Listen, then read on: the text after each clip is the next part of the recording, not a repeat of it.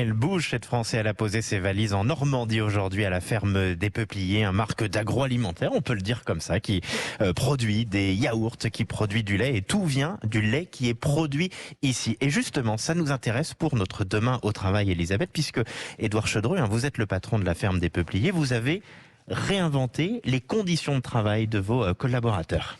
Mais oui, vous êtes donc ici dans une exploitation agricole et le bien-être des vaches est pris en compte, mais aussi le bien-être de vos salariés, le bien-être des vachers, c'est comme ça qu'on les appelle, les personnes qui s'occupent de traire le lait des vaches. Auparavant, vous nous l'expliquiez quand nous avons visité la ferme ce matin, auparavant ils travaillaient 8 heures par jour, pas de lumière, rien du tout, et vous vous êtes dit on va prendre en compte le bien-être de nos salariés, on a envie de rendre ce métier beaucoup plus attractif, et donc vous avez tout changé, vous avez tout réorganisé, tout agrandi.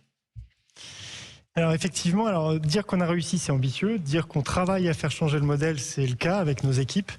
Alors quand vous dites qu'ils étaient 8 heures dans le noir, ils n'étaient pas dans une cave, Non, tout le monde. mais c'était quand même des conditions de travail dont personne n'a envie, on peut le dire. Exactement, c'est ça. C'est qu'aujourd'hui, on pense, et c'est un vrai sujet dans le monde de l'élevage de demain, c'est que les conditions de travail dans les exploitations ne sont pas toujours évidentes.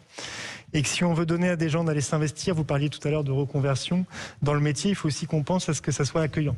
On sait que l'élevage a des contraintes, c'est 365 jours par an, c'est les week-ends, c'est Noël, c'est le 31. Et on travaille vraiment à créer une cohésion d'équipe. D'abord parce qu'on se nourrit dans le quotidien, dans son travail, par la relation avec ses collègues. Ça, c'est quelque chose d'important. On se nourrit par la formation. Donc, on essaie vraiment d'investir dans la formation des vachers pour leur apprendre, pour les faire grandir.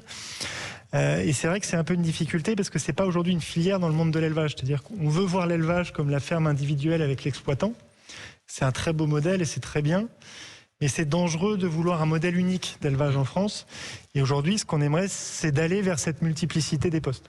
Ce qui est aussi important, c'est que c'est pas possible sans l'évolution des techniques. Parce que là, si vous avez permis à vos vachers de pouvoir mieux travailler, c'est parce que vous avez investi un paquet d'argent dans une sorte de traite nouvelle génération que vous avez découverte aux Pays-Bas. Exactement ça, c'est qu'il faut, il y a deux composantes majeures, c'est que d'abord il faut pouvoir investir, parce qu'aujourd'hui pour améliorer les conditions de travail, c'est d'investir dans des outils de travail performants, donc il faut avoir la capacité d'investissement, et ce qui n'est pas nécessairement le cas pour les éleveurs, dont on sait la difficulté financière, et ça c'est un vrai sujet pour la filière.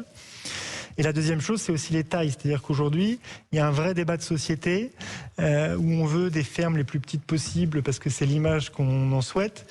Aujourd'hui, si on veut avoir 2 ou 3 collaborateurs sur une exploitation pour qu'ils puissent alterner un week-end sur 3, ce qui est quand même pour moi, pour profiter d'une vie de famille la base, il faut avoir déjà une certaine taille de structure. Donc, très bien. Eh bien, en tout cas, Édouard Chedreux, vous êtes le dirigeant de la ferme des Peupliers. C'est la fin de votre émission. Vous avez changé les conditions de travail de vos salariés. La crise vous a fait gagner 5 ans. Vos yaourts sont distribués partout dans le monde. On espère que ce sera mieux pour les palaces cet été. Merci à vous de nous avoir accueillis dans La France Bouge.